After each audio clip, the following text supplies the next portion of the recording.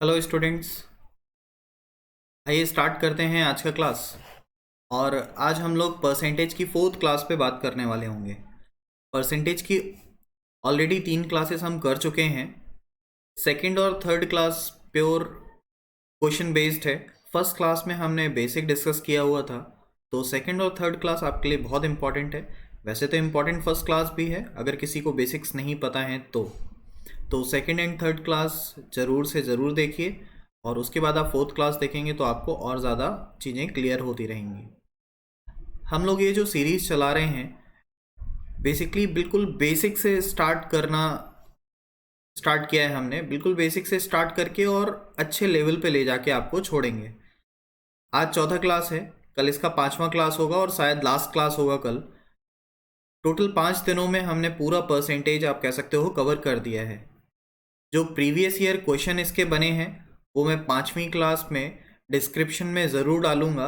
Previous year के जो भी क्वेश्चन हैं जो पूछे जा चुके हैं वो सारे के सारे मैं एक पीडीएफ फाइल बना के डिस्क्रिप्शन में डाल रहा हूँ, तो आप वहाँ से उसको ले सकते हो। आपको वीडियो देखने में क्वेश्चन में किसी भी तरह का कोई डाउट लगता है तो प्लीज़ कमेंट सेक्शन में उसको ज़रूर मेंशन कीजिए, ताकि मैं आगे फर्दर क्लासेस में उसको इम्प्रूव कर सकूं और डिटेल में एक्सप्लेन कर सकूं। तो चलिए फिर स्टार्ट करते हैं आज का क्लास। और आज के क्लास में हम लगभग 15-16 क्वेश्चन डिस्कस करने वाले हैं। अलग अलग टाइप के 3-4 टाइप ले रखे हैं मैंने, उनको अलग अलग करके डिस्कस करते हैं। पहला क्वेश्चन आपके सामने है। फर्स्ट क्वेश्चन कह रहा है, एक छात्र 25% अंक प्राप्त करता है और 200 अंकों से फेल हो जाता है। यदि वह 55% अंक प्राप्त करता तो 400 अंकों से पास हो जाता।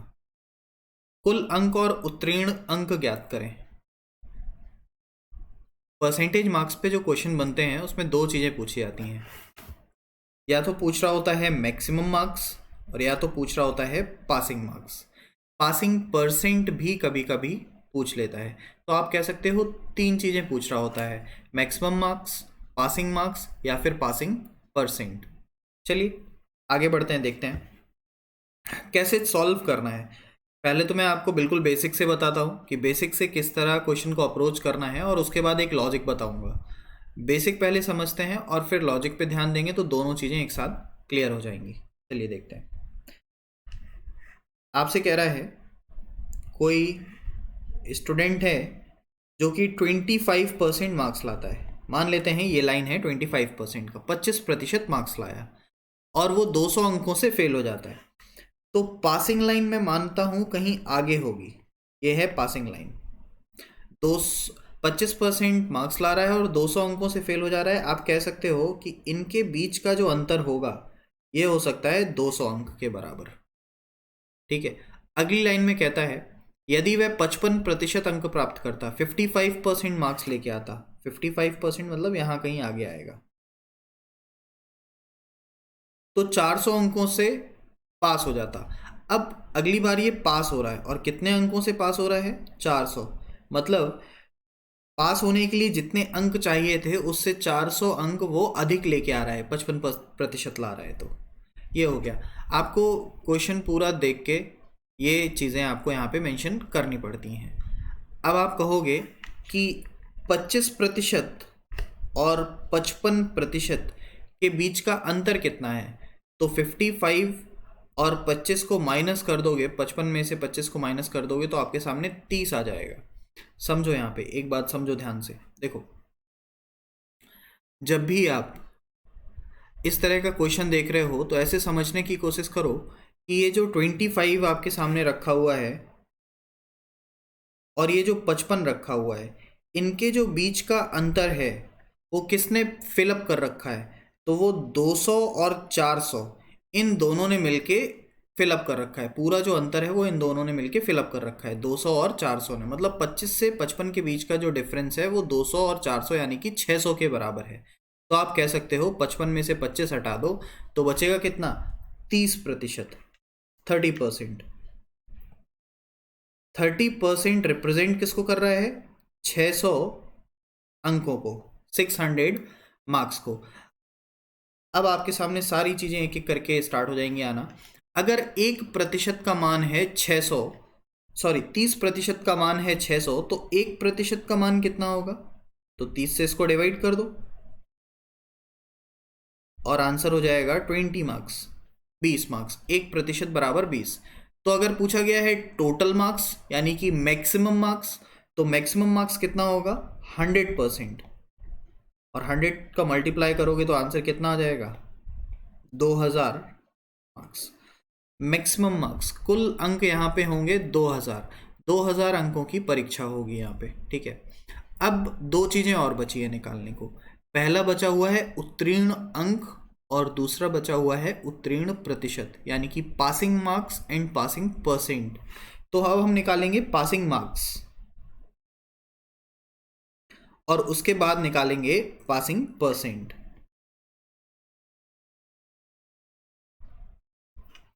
पासिंग मार्क्स निकालने के लिए आप दो तरह से जा सकते हो। आप कह सकते हो या तो वो 25% अंक ले आए और फिर 200 अंकों से पास हो जाए, या तो 25% अंक लाए और 200 अंक और लाए ज़्यादा 25% से और वो पास हो जाएगा। तो पासिंग मार्क्स लाने के लिए हम लिख रहे हैं 25% मार्क्स लाए प्लस 200 मार्क्स ज़्यादा लेके आए, 200 और अंक लेके आए। तो 1% का मान अगर है 20 मार्क, तो 25% का कितना होगा? तो 25 से जब गुणा करोगे तो कितना आ जाएगा? 500। 25% का मान है 500 और प्लस 200, तो टोटल मार्क्स कितने हो जाएंगे? 700। यानी कि उत्तीर्ण अंक की जो बात की जा रही थी वो आंसर कितना हो जाएगा? 700। 2000 की कुल परीक्षा है टोटल, और उसको पास होने के लिए कितने अंक चाहिए हैं? 700 अंक चाहिए। अब तीसरी बात आती है पासिंग प्रतिशत। उत्तीर्ण प्रतिशत कितना होगा? उत्तीर्ण प्रतिशत समझते हैं यहां से। पासिंग परसेंट जब भी निकाला जाता है तो हम कह सकते हैं passing marks divide by total marks multiply by 100। ये है आपका पासिंग परसेंट। सॉल्व करते हैं इसको। 00 से 00 कैंसिल, 0 से 0, 2 से 70 कैंसिल, तो आंसर आ गया आपका 35%। ये तीनों आपके आंसर सामने आ चुके हैं। देखिए मैं फिर से एक बार साइड में लिखता हूँ। 100% का जो वैल्यू है, टोटल मार्क्स जो है वो कितना है? 2000, या मैक्सिमम मार्क्स लिख लीजिए आप, 2000 हैं। पासिंग मार्क्स कितना है? तो है 700। और पासिंग परसेंटेज कितना है? तो आया है 35%। ये तीनों आपके फाइनल आंसर हैं। एक बार समझो इसको और फिर हम लेके चलते हैं लॉजिक के थ्रू कि किस इसी क्वेश्चन को अगर आपको लॉजिक से देखना होगा तो आप कैसे सॉल्व कर सकते हो। मैं इसको रफ कर रहा हूं।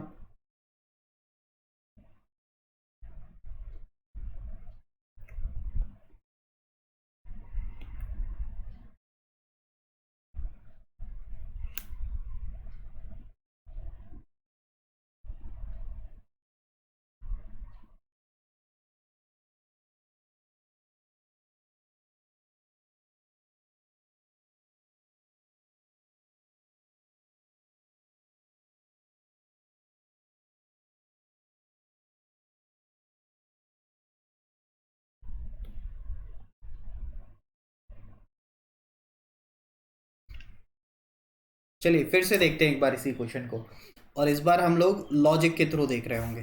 देखिए ध्यान से, फिर से सेम लाइन। 25% मार्क्स ला रहा है और 200 से फेल हो रहा था। अगर 55% मार्क्स लाता है तो हम मानते हैं 400 से पास हो जा रहा था। ये था हमारा। ध्यान से देखिए, तुरंत आंसर निकल के आएगा, बस समझते चलिए थोड़ा थोड़ा। देखिए हमें क्या करना है, ये है पासिंग लाइन। हमें वैसे ही स्टार्ट करना है जैसे अभी हमने स्टार्ट किया था। पासिंग मैक्सिमम मार्क्स निकालने के लिए, कुल अंक निकालने के लिए इन दोनों का अंतर ले लो। फिर से 55 और 25 का अंतर, तो कितना प्रतिशत? 30%। और 30% बराबर किसके होगा? तो 600 के बराबर हो जाएगा। साइड में लिखो 30% बराबर है 600 के, तो 1% का मान होगा 20 और 100% का मान हो जाएगा हमारे पास 2000। तो आपके सामने टोटल मार्क्स निकल के आ जाएगा 2000। टोटल मार्क्स निकालने का इससे अच्छा तरीका और कोई नहीं है। पर सबसे ज़्यादा दिक्कत होती है पासिंग मार्क्स और पासिंग परसेंटेज में। अब उनकी बात करते हैं, सुनिएगा थोड़ा सा ध्यान से। देखिए, पासिंग परसेंटेज निकालने के लिए हमें करना क्या होता है, पहले हम पासिंग परसेंट निकालने वाले, उत्तीर्ण प्रतिशत निकालने वाले हैं कि ये पासिंग लाइन जो है वो कितने प्रतिशत पर रखी हुई है। तो पासिंग परसेंट निकालने के लिए क्या करते हैं, जो पास और फेल की वैल्यू दे रखी होती है इनको आपस में कैंसिल कर देते हैं। जैसे 200 और 400 दे रखा है, तो 200 और 400 को आपस में कैंसिल कर देंगे तो कितना रेशियो बनाएगा, 1 और 2। 200 और 400 रेशियो में कितने में कैंसिल होंगे, 1:2 में। अभी हमने प्रतिशत को रखा था अंकों के बराबर, अब हम ये 1 और 2 जो रेशियो आ रहे हैं इनको रखेंगे प्रतिशत के बराबर। देखिए, दोनों को जोड़ेंगे 1 और 2 को, तो कहेंगे टोटल जो है वो है 3 यूनिट, और 3 यूनिट बराबर कितने के हैं, तो 30% के बराबर है। फिर से हमने इनके बीच का अंतर लिया है, लेकिन इस बार जो अंतर लिया है वो हमने थोड़ा सा पलट दिया है। 30% को आगे ना लिख के हमने पीछे की तरफ लिखा है, दोनों को जोड़ के हमने आगे लिखा है। 3 यूनिट दिखा रहा है 30% को, तो 1 यूनिट किसको दिखाएगा, तो आप कहोगे 10% को, और 2 यूनिट किसको दिखाएगा, तो आप कहोगे 20% को। अगर 1 यूनिट दिखा रहा है 10% को, तो हम कहेंगे इनके बीच का अंतर 1 यूनिट है, यानी कि अंतर होगा कितना, 10%। और इनके बीच का अंतर 2 यूनिट है, यानी कि अंतर होगा कितना, 20%।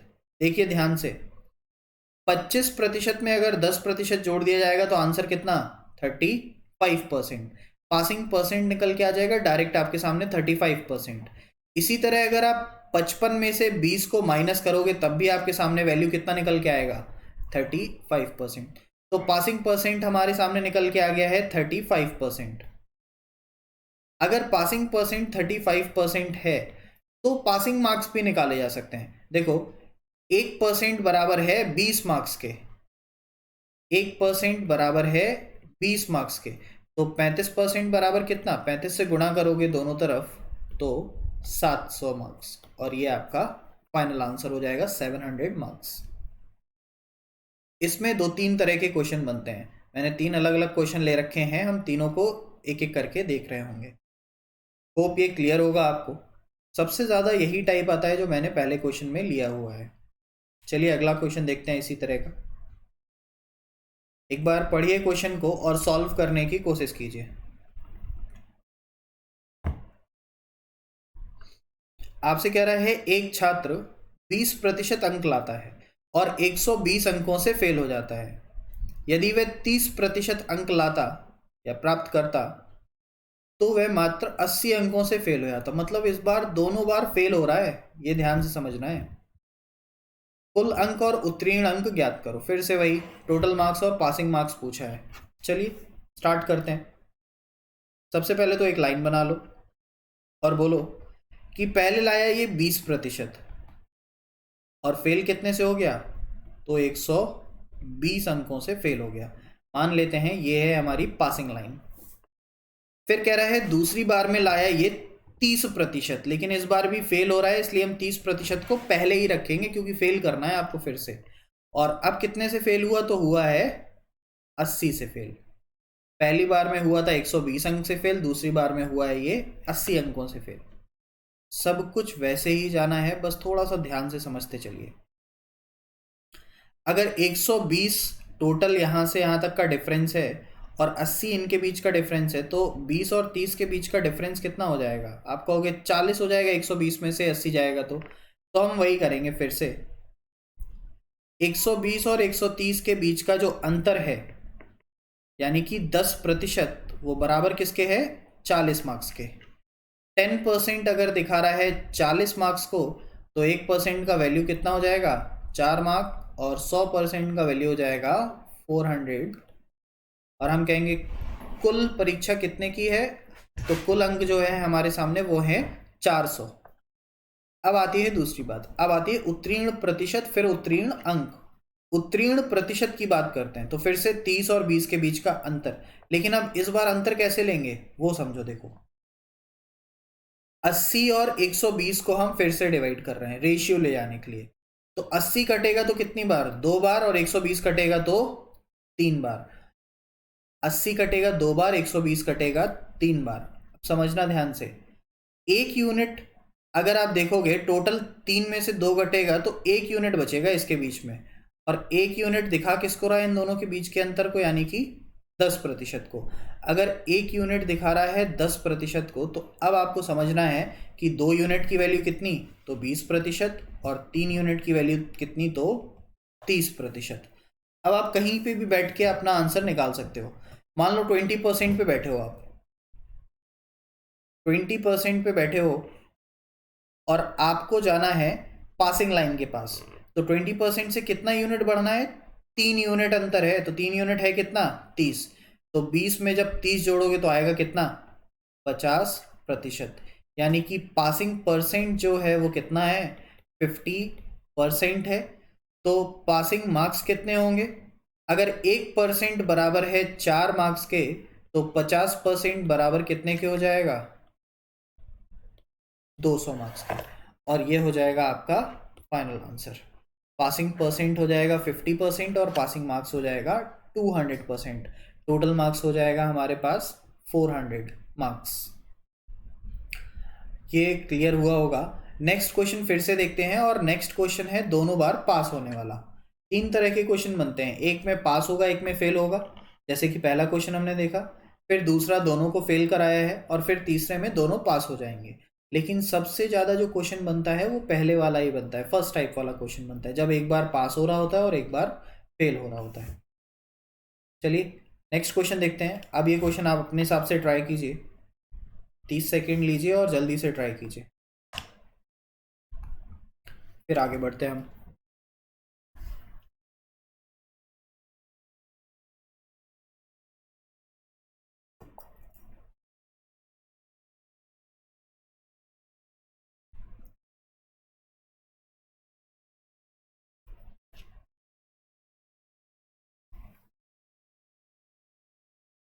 चलिए क्वेश्चन पढ़ते हैं। एक विद्यार्थी 50% अंक प्राप्त करता है और वह 40 अंकों से के साथ पास हो जाता है, परंतु यदि वह 40% अंक प्राप्त करता तो मात्र 30 अंकों से पास हो जाता, सॉरी 20 अंकों से पास हो पाता। कुल अंक और उत्तीर्ण अंक ज्ञात करें। देखिए स्टार्ट करते हैं इसको, ठीक से लिखेंगे, देखिएगा। सबसे पहले कह रहा है 50% प्राप्त कर रहा है, ये है 50% मान लेते हैं। तो पास कितने से हो गया? 40 से। 40 से पास होने का मतलब पासिंग लाइन जो है वो कहीं ना कहीं तो पीछे साइड होगी ना, तभी तो पास हुआ होगा। पास होने का मतलब आगे निकलना। और कितने अंक से पास हुआ है? तो 40 अंकों से पास हुआ है। इनके बीच का अंतर कितना दे दिया? 40। फिर आपसे कह रहा है यदि वह 40% अंक प्राप्त करता तो 20 अंकों से पास हो जाता। मतलब फिर जो 40 है वो यहीं पे आ रहा होगा। 40% प्राप्त करता तो कितने से पास होता? 20 से पास होता। अब आपसे बाकी सारी चीजें पूछ रहा है, बता दो कुल अंक कितना, उत्तीर्ण अंक कितना, और सारी चीजें हम जानते हैं। इस तरह के क्वेश्चन में बस हमें डिफरेंस देखना होता है। सबसे पहले देखो 40 और 50% के बीच का अंतर कितना, तो कहोगे 10%। और 10% कितने अंकों के बराबर है? तो हम कहेंगे 50 तक आने में यहाँ से 40 अंक लग रहे हैं और यहाँ तक 20 अंक, तो बचे हुए यहाँ पे कितने होंगे? 20 अंक होंगे। तो हम लिख सकते हैं 10% बराबर है 20 मार्क्स के। अगर 10% बराबर है 20 मार्क्स के, तो 1% का मान 2 मार्क्स और 100% का मान 200 मार्क्स। मतलब कुल अंक जो है वो हो जाएंगे हमारे पास 200। दूसरी बात, अब आता है पासिंग प्रतिशत की, पासिंग परसेंट और पासिंग मार्क्स की। तो अब हमें पता है कि हम करते क्या है, 20 और 40 को रेशियो में तोड़ देते हैं। 20 से कितनी बार जा रहा है? 2 बार। तो आप कहोगे 1:2। मतलब यहां से यहां तक का जो डिफरेंस है ये है 2 यूनिट, ये डिफरेंस है 1 यूनिट। तो बचा हुआ ये अंतर कितना? तो फिर से हम कहेंगे ये अंतर बचा है, वो बचा कितना है? 1 यूनिट का अंतर बचा है। अब आप कह सकते हो 40 और 50 के बीच का अंतर फिर से 1 यूनिट दिखा रहा है 10% को। अगर 1 यूनिट दिखा रहा है 10% को, तो 2 यूनिट कितने को दिखाएगा? 20% को। अब आप देख लो आपको पासिंग लाइन तक कैसे पहुंचना है। 40% से पासिंग लाइन तक जाओगे तो 1 यूनिट माइनस करो, और 50% से पासिंग लाइन तक जाओगे तो 2 यूनिट माइनस करो। तो हम कहेंगे क्या कि 50% से अगर पासिंग लाइन तक जाओगे तो 2 यूनिट का मतलब कितना, 20 माइनस करो 50 में से, तो पासिंग लाइन रखा कितने पे होगा, 30%, 30 पे रखा होगा। अब 1% अगर रिप्रेजेंट करता है 2 मार्क्स को, तो 30% कितने को दिखाएगा, कहेंगे 60 को। 30% ने दिखा दिया है 60 मार्क्स, मतलब पासिंग परसेंट जो है हमारा वो 30% है, और पासिंग मार्क्स कितना है हमारे पास, 60 मार्क्स। अब हो सकता है ये आपको क्लियर हुआ हो। तीनों क्वेश्चंस को एक बार फिर से देखिएगा और ज़्यादा क्लियरिटी आएगी, और अगर कोई डाउट लगता है तो मुझे कमेंट करके बताओ। नेक्स्ट क्वेश्चन की तरफ चलते हैं, थोड़ा सा चेंज करते हैं टाइप। अगले क्वेश्चन की बात करते हैं और इस तरह के क्वेश्चन आपने देखे होंगे। किसी चिड़ियाघर में कुछ जानवर होते हैं, और कभी कभी कहता है कि कुल जानवर इतने हैं, उनके पैर गिने जाते हैं तो इतने हैं, सर गिने जाते हैं तो इतने हैं, तो बताओ जानवर कैसे कैसे विभाजित होंगे। इसी तरह से एक और क्वेश्चन है, जैसे कि हमने ले रखा है, किसी कमरे में 2 तरह के जानवर हैं, कुछ बिल्लियां हैं और कुछ कुत्ते हैं। कुछ बिल्लियां हैं, कुछ कुत्ते हैं। प्रत्येक बिल्ली 7 बिस्कुट खाती है और प्रत्येक कुत्ता 9 बिस्कुट खाता है। कुल मिलाकर 45 जानवर हैं और 355 बिस्कुट खा जाते हैं। मैं बेसिक से ही बताऊंगा इसको आपको। वैसे तो एलिगेशन के थ्रू इनको जल्दी से किया जा सकता है, लेकिन बेसिक से करने में भी ज़्यादा टाइम नहीं लगता है, इसलिए बेसिक से ही बताऊंगा, क्योंकि हमने एलिगेशन अभी पढ़ा नहीं है।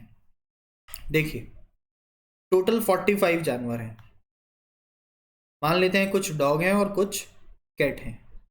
जो डॉग है वो एक दिन में 9 बिस्कुट खाता है, और जो कैट है वो एक दिन में 7 बिस्कुट खाता है। अब मान लेते हैं डॉग की संख्या है x, तो कैट की संख्या कितनी होगी, तो लिखेंगे 45 माइनस एक्स। अब ध्यान से देखिए, मान लेते हैं x डॉग 9 बिस्कुट खाते हैं, तो हम लिखेंगे 9x प्लस 45 माइनस एक्स, जो कैट हैं वो 7 बिस्कुट खाते हैं। तब जाके टोटल दिन भर में कितने बिस्कुट खत्म हो जाते हैं, 355। सॉल्व करिए इसको, x का वैल्यू निकालिए। x का वैल्यू आपको दिखाएगा नंबर ऑफ डॉग्स, 45 माइनस कर दोगे तो कैट का वैल्यू आ जाएगा। चलिए सॉल्व कर लेते हैं। 9x plus 7 multiply by 45, 45 multiply by 7 करेंगे तो 35, 28 3 31, 315 माइनस 7x इक्वल्स टू 355। यहाँ पे आ जाएगा 2x इक्वल्स टू 355, 315, तो हो जाएगा हमारे पास 40। तो x का वैल्यू कितना, 20। x का वैल्यू 20, यानी कि डॉग कितने हैं हमारे पास, 20 हैं, और कैट कितने हैं, 45 में से 20 माइनस करोगे तो 25। ये है आपके पास डॉग और कैट का वैल्यू। देखिए, एलिगेशन से भी इसको किया जा सकता है, पर अभी एलिगेशन नहीं पड़ा है, इसलिए उसको उस तरह से नहीं करेंगे। जब एलिगेशन पढ़ेंगे तो ज़रूर हम इसको इंक्लूड कर रहे होंगे। एक और सेम क्वेश्चन है इसी तरह का, उसको देखते हैं। किसी चिड़ियाघर में कुछ खरगोश और कुछ कबूतर हैं।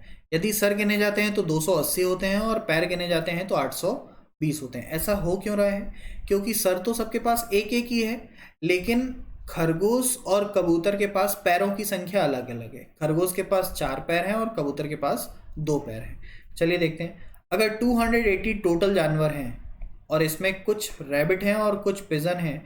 रैबिट के पास 4 पैर हैं और पिजन के पास 2 पैर हैं। अब आप कह सकते हो कि फिर से x और 280 माइनस एक्स मान सकते हो। यहाँ लिख सकते हो 4x प्लस 280 माइनस एक्स, यानी कि रैबिट जो है वो हमने x माने हैं, तो हर रैबिट के पास 4 पैर होंगे तो 4x, और हर पिजन के पास 2 पैर होंगे तो 280 माइनस 2 इक्वल टू टोटल कितना हो रहा है, 820।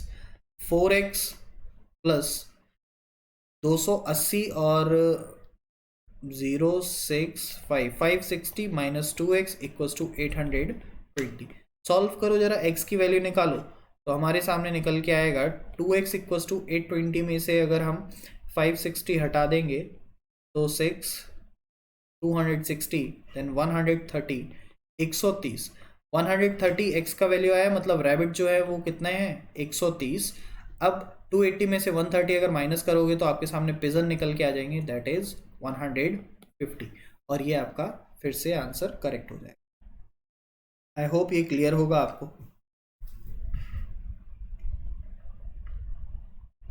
चलिए थोड़ा सा आगे बढ़ते हैं और इसी टाइप के सेम इसी मेथड पे बेस्ड कुछ और क्वेश्चन बनते हैं जो पॉपुलेशन बेस्ड होते हैं, उनकी बात करते हैं। यहाँ पे वैल्यूज में थोड़ा सा करेक्शन है, देख लीजिएगा। हिंदी में लिखा हुआ है 12,000 और ये लिखा हुआ है 1300। 1300 नहीं है, ये है 13,000। इंग्लिश की वैल्यू भी हम इसके हिसाब से करेक्ट कर लेंगे। ये है 12,000 और ये है हमारे सामने 13,000। चलिए स्टार्ट करते हैं क्वेश्चन पढ़ना। देखिए कह रहा है किसी शहर की जनसंख्या 12,000 है। यदि पुरुष 5% की दर से और महिलाएं 9% की दर से बढ़ते हैं तो एक साल के बाद जनसंख्या 13,000 हो जाती है। तो पुरुष और महिला की वास्तविक संख्या जनसंख्या क्या होगी?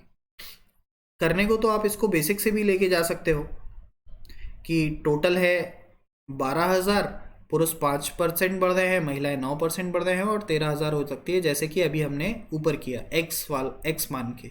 लेकिन इसको हम डायरेक्ट करते हैं, देखिएगा थोड़ा सा ध्यान से। टोटल है हमारे पास 12,000, इसमें से कुछ मेल हैं और कुछ हैं फीमेल।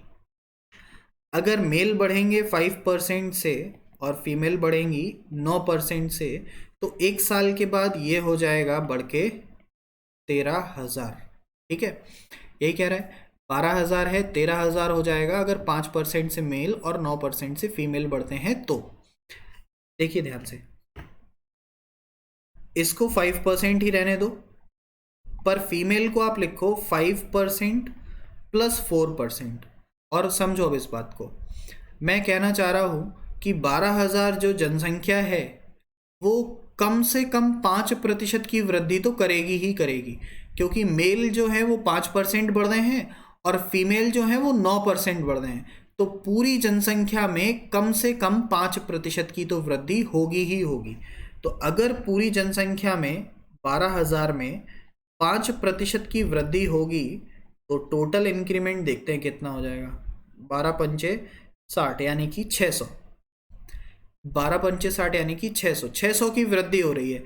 लेकिन आप देख रहे हो 12,000 से कितना हो रहा है 13,000, वृद्धि कितने की हो रही है 1,000 की। 1,000 की आप कहोगे टोटल इंक्रीमेंट हो रहा है, लेकिन हमारे हिसाब से जब हमने 5% को कैलकुलेट किया मात्र तो वृद्धि हो रही थी 600 की। तो एक्स्ट्रा कितने बढ़ रहे हैं 400। और ये 400 जो एक्स्ट्रा बढ़े हैं ये किसकी वजह से बढ़े हैं ये समझना इंपॉर्टेंट है।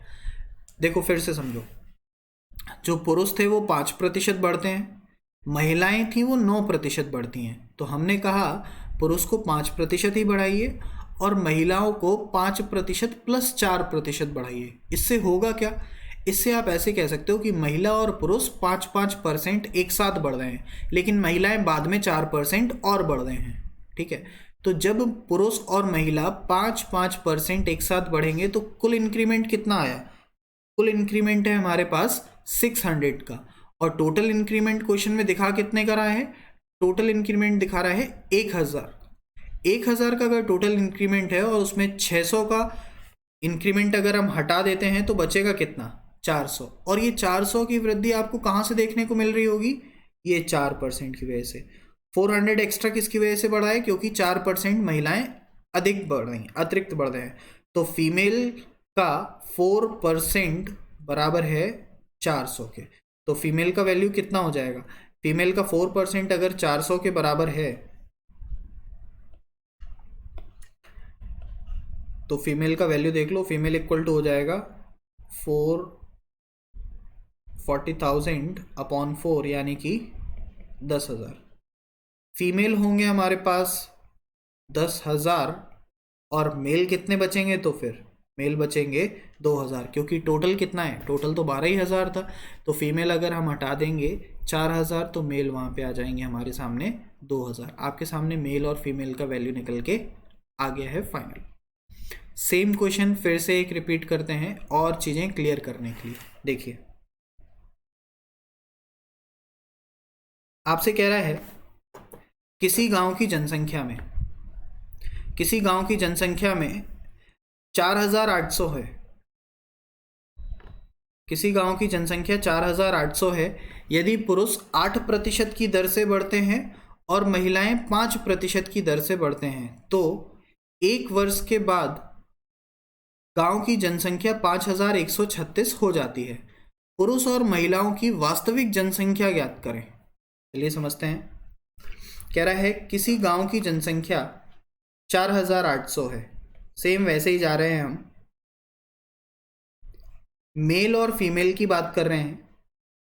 मेल बढ़ रहे हैं 8% से और फीमेल बढ़ रहे हैं 5% से। अब आप कहोगे मेल ज़्यादा बढ़ रहे हैं तो मेल को अलग कर लो, 3% प्लस 5%। हमें ये वाला वैल्यू सेम लेना होता है। जैसे कि 5% अगर मिनिमम है तो 5% दोनों तरफ बराबर लेके एक्स्ट्रा जो है उसको अलग से लिख लो। अब आप कह सकते हो कि 1 साल में ये कितना हो जाते हैं बढ़ के 5136। ठीक है, तो सबसे पहले तो हम चेक करेंगे कि ये 1 साल में इंक्रीज कितना कर रहे हैं। तो 5136 में से अगर हम 4800 हटा देंगे तो हमारे पास आ जाएगा 336। 336 की वृद्धि हो रही है 1 साल में इनमें। लेकिन अगर आप बात करो 5% का इंक्रीमेंट की तो 4800 में 5% का अगर इंक्रीमेंट हो जाएगा तो होगा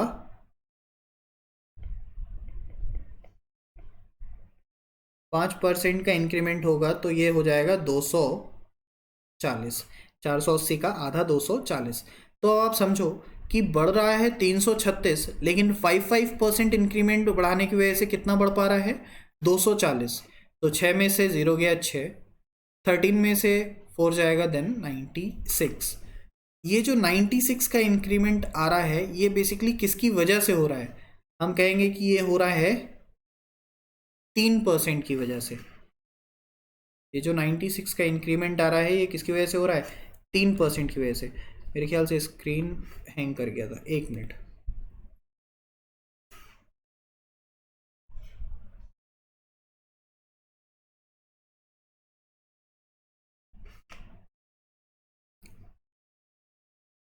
ओके, यहाँ 96 जो एक्स्ट्रा इंक्रीज हो रहे हैं वो किसकी वजह से हो रहे हैं? 3% की वजह से। अगर 3% मेल का 3% दिखा रहा है 96 को, तो मेल कितने होंगे? तो हो जाएगा 9600 डिवाइड बाय 3। 3 से डिवाइड करोगे तो 3200। अगर मेल है 3200, 3200 अगर मेल हैं तो फीमेल कितने होंगे? तो 4800 में से 3200 माइनस कर दो और हम दिखा देंगे कि 1600 होंगे हमारे पास फीमेल और 3200 होंगे हमारे पास यहाँ पे मेल। ये होगा इस क्वेश्चन का फाइनल आंसर। आगे की तरफ बढ़ते हैं और अगला क्वेश्चन देखते हैं। ये थोड़े से अलग टाइप का क्वेश्चन है। आपसे कह रहा है यदि आयकर में 19% की वृद्धि होती है तो शुद्ध आय में 6% की कमी होती है, तो आयकर की दर ज्ञात करें। अब पहले तो हमें पता होना चाहिए कि आयकर है क्या और शुद्ध आय है क्या। देखो, जो इनकम होती है, जो हमें इनकम मिलती है उसको हम कहते हैं कुल आय, टोटल इनकम। टोटल इनकम हमेशा बराबर होती है net income plus income tax के। आप लिख सकते हो कुल आय बराबर होती है नेट इनकम यानी कि शुद्ध आय के प्लस आयकर जो आप पे कर रहे होते हो उसके। अब यहां पर हमें दे रखा है कि 19% आयकर में वृद्धि होती है तो शुद्ध आय में 6% की कमी होती है। अब इसके बारे में समझते हैं हम क्या कहना चाहता है। सुनिए, आपसे कह रहा है अगर टोटल इनकम, कुल आय कुछ भी हो, हमें कोई फर्क नहीं पड़ता कुल आय क्या है, लेकिन हमसे ये कह रहा है कि नेट इनकम में 19% की, सॉरी इनकम टैक्स में अगर 19% का इंक्रीमेंट होता है तो नेट इनकम में 6% का डिक्रीमेंट होता है। मतलब इनकम टैक्स का 19% वृद्धि हुआ तो नेट इनकम में 6% की कमी होगी ताकि टोटल इनकम हमारी बराबर रहे। ठीक है, तो हम लिख सकते हैं इनकम टैक्स का 19% बराबर होगा नेट इनकम के 6% के। परसेंटेज से परसेंटेज का साइन कट जाएगा और income tax upon net income बराबर होगा 6/19। ये होगा इनका रेशियो। इनकम टैक्स और नेट इनकम का रेशियो आपके सामने आ गया है 6/19। अब आप इसको पुट कर सकते हो, कह सकते हो टोटल इनकम जो है वो बराबर होती है net income plus income tax के। और नेट इनकम कितना आ रहा है 19 और इनकम टैक्स आ रहा है 6। नेट इनकम की जगह लिखेंगे 19 और इनकम टैक्स की जगह लिखेंगे 6। तो कुल आय कितनी हो गई 25। अगर 25 आपकी कुल आय है तो आप उसमें से इनकम टैक्स कितना पे कर रहे हो 6 रुपये पे कर रहे हो। अब आपसे कह रहा है आयकर की दर यानी कि इनकम टैक्स का परसेंटेज निकालना है। तो 6 रुपये इनकम टैक्स है किस पे 25 पे। टोटल इनकम पे इनकम टैक्स देखा जाएगा 6/25 गुणे 100। 25 से आप कैंसिल करेंगे तो 4 बार जाएगा और यहाँ पे वैल्यू आ जाएगा 24%। ये होगा आपका final answer. Income tax percent यहाँ पे निकल के आया है 24%, 24% होगा इसका फाइनल आंसर। ओके, आज की क्लास में हमने 3-4 टाइप के क्वेश्चन डिस्कस किए हैं। एक बार आप इनको ठीक से रिपीट करो फिर से, क्योंकि मुझे पता है कि पहली बार अगर कोई पढ़ रहा होगा तो उसको बीच बीच में कन्फ्यूजन्स कुछ ना कुछ होंगी। जब हम इसकी सीट सॉल्व कर रहे होंगे तब वो कन्फ्यूज़न धीरे धीरे करके दूर होती जाएंगी। आज की क्लास ख़त्म करते हैं फिर। और जिसने भी सेकंड और थर्ड क्लास अगर नहीं देखी है तो उसको जाके देखो, क्योंकि वो कम क्लियर होगी तब जाके आपका ये आगे का क्लियर होता चला जाएगा। कल हमारी ट्राई करूँगा मैं लास्ट क्लास हो, अगर नहीं हो पाता है तो हम 2 क्लासेस और लेंगे ताकि ये पूरी तरह से ख़त्म हो जाए, कुछ भी इसमें नहीं रह जाए। Thank you very much for today's class.